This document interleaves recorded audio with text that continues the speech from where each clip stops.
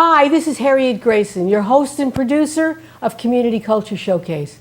And we have a very interesting group here today who's going to do a little demonstrating for you all.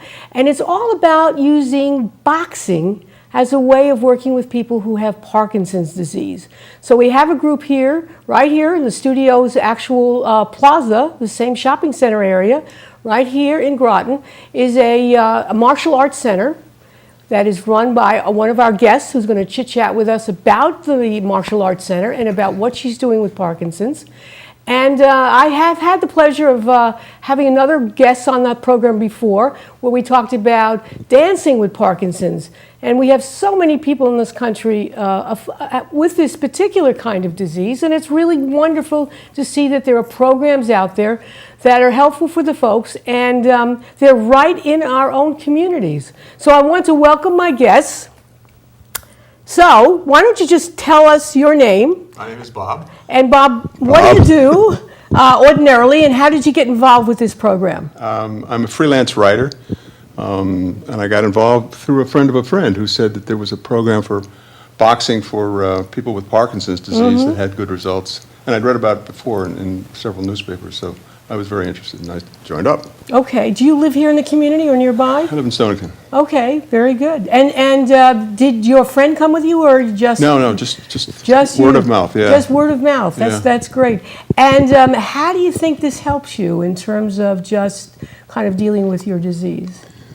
I think three ways. Number one, it helps my balance and flexibility.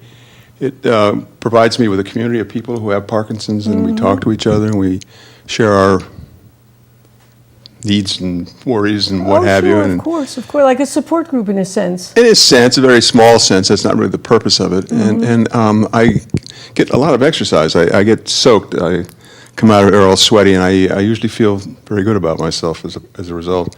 I'm getting stronger, so that's, wonderful, yeah. Wonderful. Great. And I have Ken with me. Ken, you want to talk a little bit about who you are and how you got involved with this program? Sure. This from Stonington, Connecticut. We have two people here have the same town.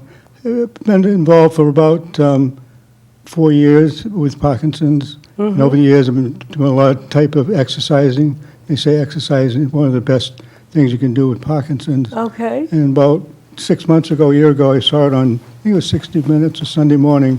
They did a skit on, and it said that really looks like something that would help out. And I feel a lot better after, a little sore probably. The muscles are a little sore. But emotionally, too, I get a lot of frustration out on the cool. punching back. Yeah. Bouncing, Exactly. Yeah. And but it's been a great program. I think it just needs a little more publicity. Okay. Well, we're hoping that this program today will be an opportunity for people to learn about this program. And it is part of a national organization. That's correct, yes. So would you like to chit-chat with us and tell us a little bit about yourself and how you started this? Hi, my name is Rosangela. Everybody calls me Rosie. I started the program because my mother had Parkinson's disease, and I have been in the martial arts for 6 years, and I decided that if I could combine the whole thing. So I got certified through the Rocksteady boxing. Okay.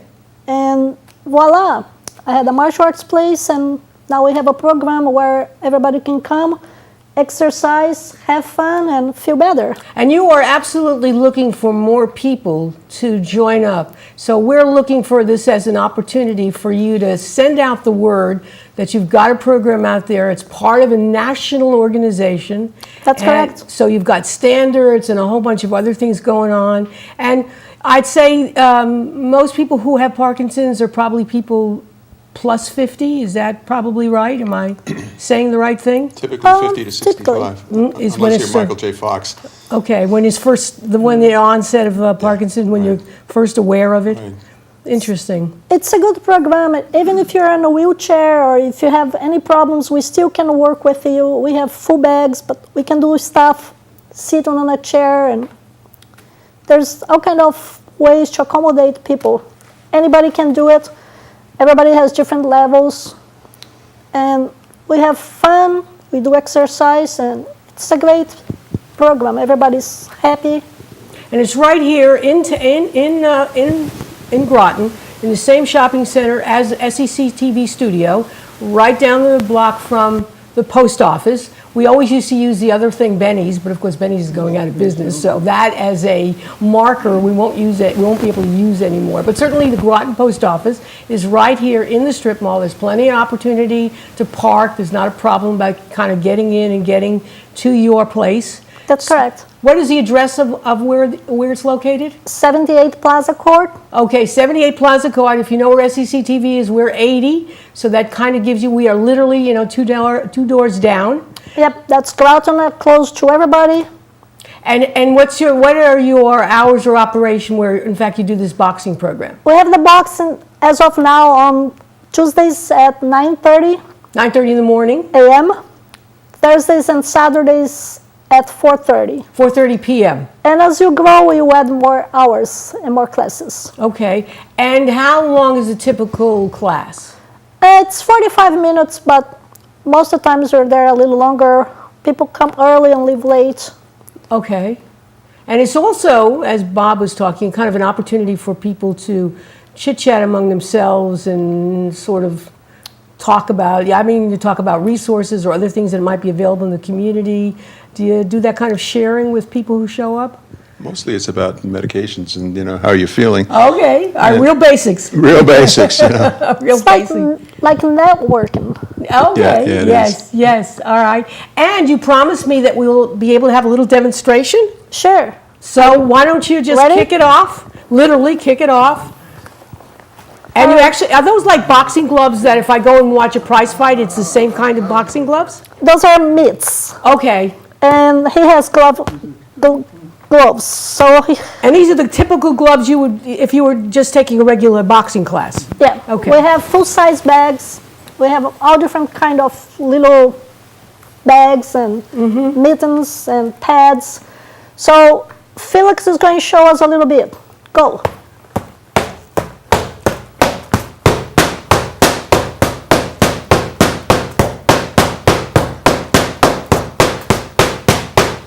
Good. Thank you.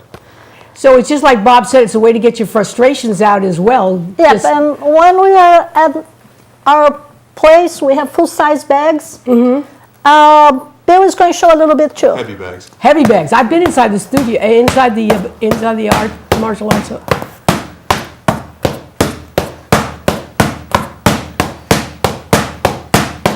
want to do some uppers? Okay. Cross.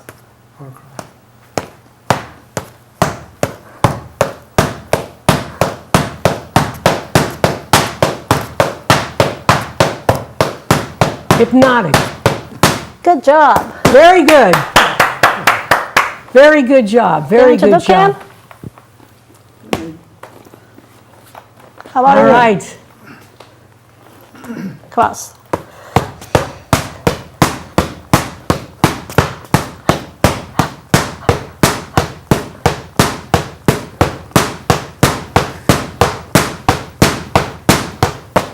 Good job.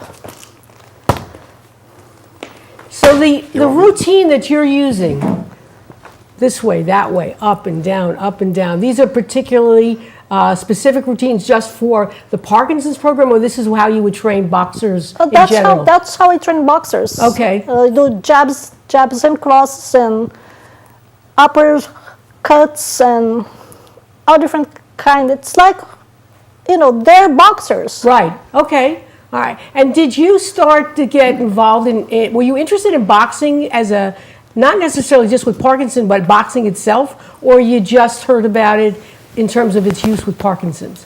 Well, I have been doing martial arts for 6 years, and I do Muay Thai, and I have a second-degree black belt right there. Oh, black belts, okay. So it was a good combination to put what I know with the Parkinson. So our martial arts do other things too for regular folks, but my main concern is to grow the Parkinson program. Okay, all right. Did you want to show us your stuff, and Ken will hold on to the microphone? Only if Rosie wants me to. Sure. Is that a yes?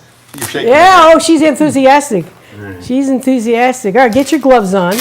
Now, do you, you just use the gloves, you buy the gloves, you rent the gloves? How's that work? You can buy your own gloves. I have some spare gloves that you can borrow, but most people prefer to have their own gloves. Right, because they kind of sweat up in their hands and they just want yeah, okay. And you can go to Dick's or any sporting good place and buy them? I can order them for them. Oh, okay, okay.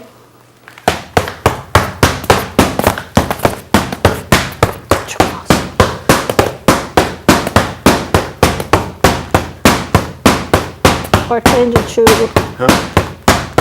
All right, 2, 1.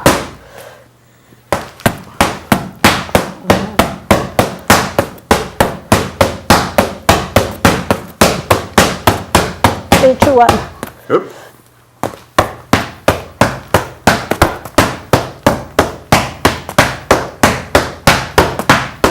Three, two, one. Good job. Wonderful. Thank you. Good show, good show. Thank you. Now, you are relatively, if I might say, a small woman, and these guys are big, and so you're not at all feeling like they could, like, sort of knock you over? Has anyone ever knocked you over? No, Boxing? Oh, okay. Nobody will knock me over. Oh, all right. So small but tough, right? Yeah, I'm fast. But you're okay, all right. Because I would think, you know, these are pretty good sized guys. The goal is to keep the hands up. Okay. In front of you. And you have no intimidation about smacking around? No? Okay, all right. It doesn't matter. Yeah, boy. And are the women have a different reaction to boxing than the guys might? Same thing. Same thing, same procedure. And do you start a certain way? I mean, what's the first thing that you do to work with these people? Oh, we do a little warm up. Then we do boxing in the bags, in the mittens. And we do games. We do push-ups and sit-ups. Oh, okay. All kind of different things. So you work from head to toes. Okay. And is there a... So does each of these regimens, each of these little things that you do, does it have a specific purpose in terms of Parkinson's, or it's just the way people box in general? We use a lot of the boxing to the Parkinson because any kind of exercise is good for them. We do a lot of different stuff that helps with balance. Those are very good for eye coordination. Okay. So it's... So actually, they have very specific kind of skills that you're working on with these folks. I mean, it's probably true for professional boxers. Has to also have good balance and strength in their arms, whatever, and make sure they don't get smacked in the face. But there are specific techniques in boxing that seem to have a really beneficial That's goal correct. for people who actually have Parkinson's. When we exercise, we build natural dopamine. Oh, okay. So when they exercise, they're building dopamine. Okay, so they're getting all that good feeling in their heads. That's correct. Okay, which helps them then just kind of do everything else a little bit better, a little more secure. So do you think, all right, Bob, so do you think that by doing this when you kind of walk in the street and go into your car and drive and things like that, that you feel more confident as a result of this kind of boxing? I'm not unconfident about my gait or my driving or anything. I'm in the early stages of this disease. It's about 2 years. So what this does for me is give me exercise. Before I came here, I rode my bike. I still do. I did calisthenics. And, the benefits of exercise in brain plasticity, as they call it, has been proven beyond Parkinson's. So it's just good to keep exercising, especially at my age, my advanced age. So does and is there some advantage that you find with the boxing, which is different than, like biking does require a great deal of balance? Yes, it does, but a different kind of balance. You're not on your feet. You're actually, the Parkinson's doesn't affect you, at least doesn't affect me when I'm bicycling, because it's a whole body balance as opposed to being on your feet. Okay. So what was the question? The question was something about... Well, is it specifically, something, yeah, I mean, specific there are certain things that push me to exhaustion with Rosie, like just what I was doing, and that's, I think, the main benefit, to keep working all those muscles that you wouldn't normally. Well, I ordinarily would not do, Yeah. yeah, especially the arm stuff. I mean, most of us. Right, 50 uppercuts and, you're ready to go sit down. Okay. Anyway, that's fun. Does it make you kind of admire people like Tyson and Muhammad Ali in terms of what they were able to accomplish? Yes, In terms of it just does. giving a great appreciation for boxing itself? It does. Can I mention Charlie? Sure. We had a guy with us for a short while who had been actually light champion of the world. He was. Oh. He has Parkinson's is actually kind of a syndrome. It comes in different varieties, and he had the pugilistic variety, but he could still throw a punch and move around that bag beautifully. He was a little more advanced than we are at this stage, but he was teaching us how to throw a punch where you twist your wrist as you drill it in there. And I said, well, isn't that going to hurt? And he said, no, it hurts the other guy. Yes. But he gave us, sort of fine points. Right. Well, you think the interest in Parkinson and boxing is what you were kind of alluding to, is the fact that boxers, as well as football players, people that are knocked around in their head a lot, actually get this disease more prevalently than, say, other people might get it. Well, I'm not an expert, but CTE with football is a different disease entirely. Okay. But boxers get a form of Parkinson's called pugilistic Parkinson's that for some reason, when your brain slops around inside your head, it causes that effect. Okay. That's the extent of my knowledge. Right. I was just thinking that the startup of this whole thing was because boxers might actually have a need for this kind of thing, but it may be just a coincidence.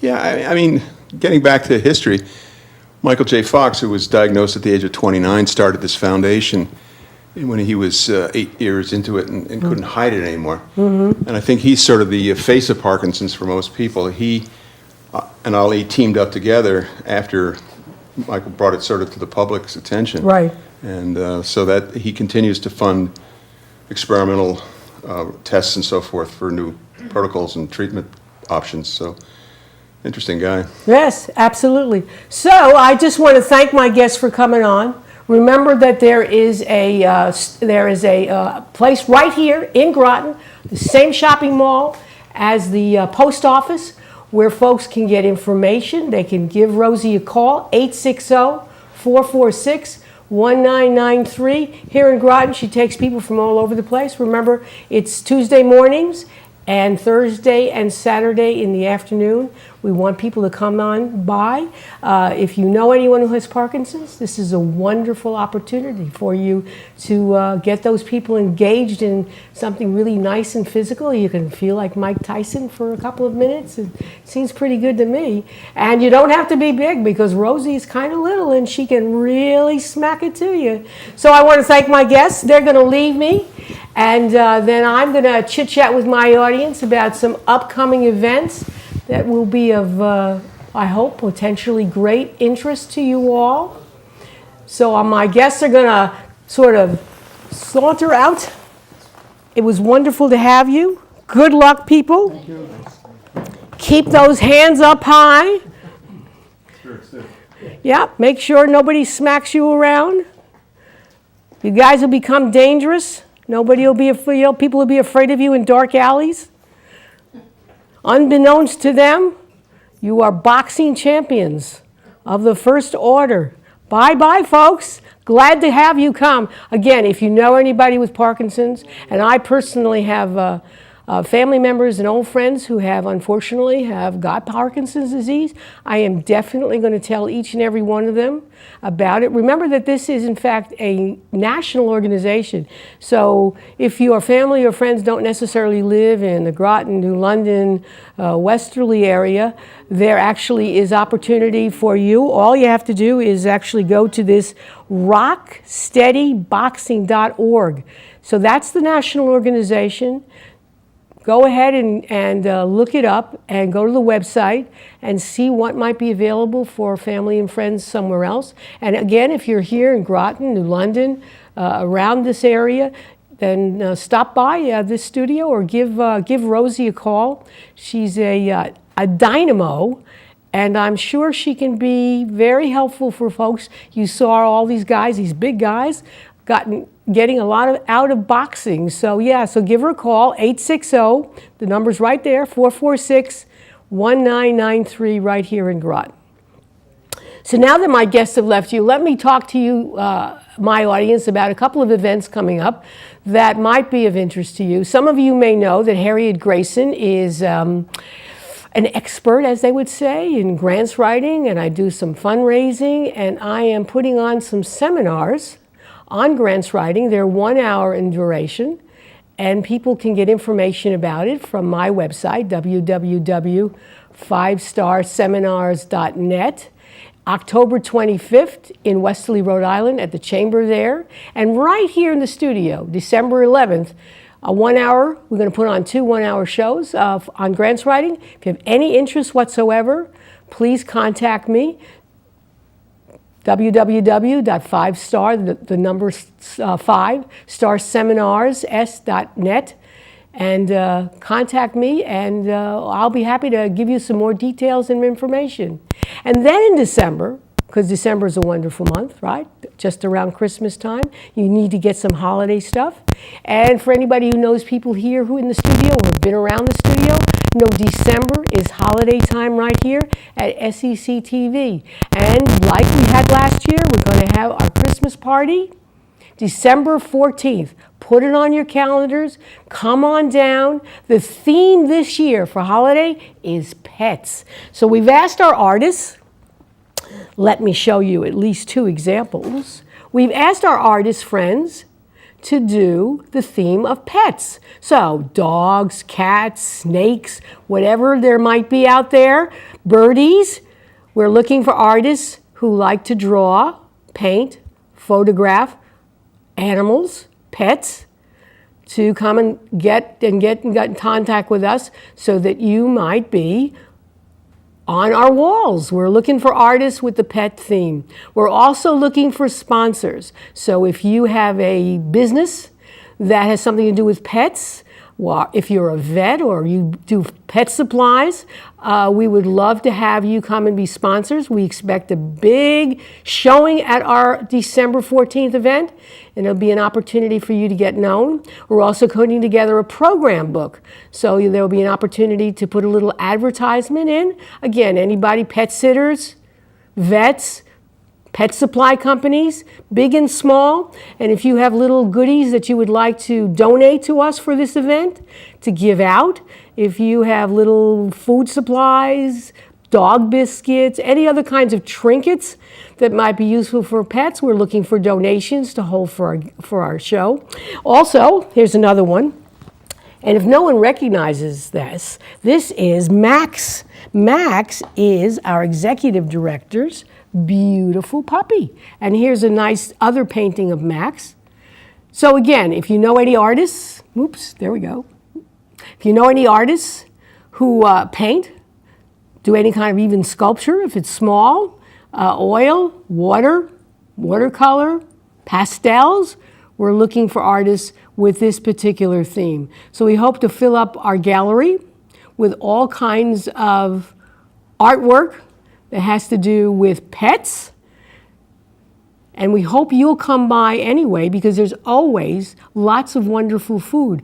Our 2 Franks here are Italian, and they love to eat, and we have lots of great stuff. So put it on your calendars, December 14th, 5:30 p.m., and we'll have wonderful, wonderful food, some entertainment possibly, and also lots and lots of artwork. There's nothing more enduring to give as a present than a piece of art, whether it be, again, color, watercolor, pastel, acrylic, whatever kind of art, photography, it makes a wonderful present. I personally make it my ambition to find something, to always buy something, because then I give it away as a holiday present. My grandchildren have enough toys, they have enough clothes. My daughter doesn't need any more clothes or anything like that, so I go ahead and I purchase art, and they put it up in their house, and the kids put it up in their rooms.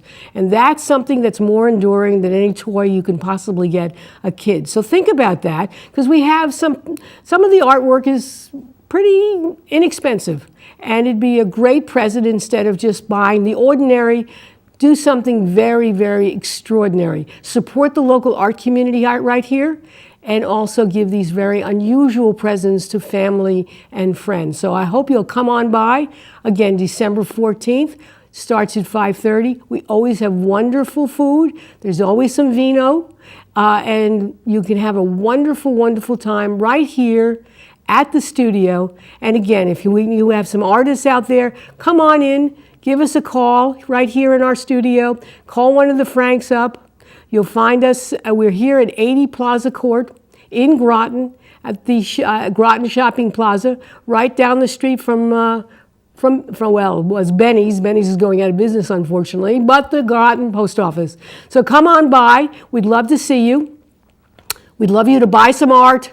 And we also would love for you, if you know artists, to go ahead and contact us so we may display your art. Again, we are a nonprofit, so we're always looking for donations. Don't be shy. Give us your money. If you have product that is good for pets for this December party, we'd love to be able to give out little goodie bags to anyone who happens to come in who happens to have a pet. So again, December is wonderful. Think about me if you want to know about grants writing, and think about the studio to come to our December party. This is Harriet Grayson, your host and producer of Community Culture Showcase. Hope to see you again. Fall is here, but we'll always have lots of fun at Community Culture Showcase as we get more and more guests as we go into fall and winter. Thank you all, and see you again next time.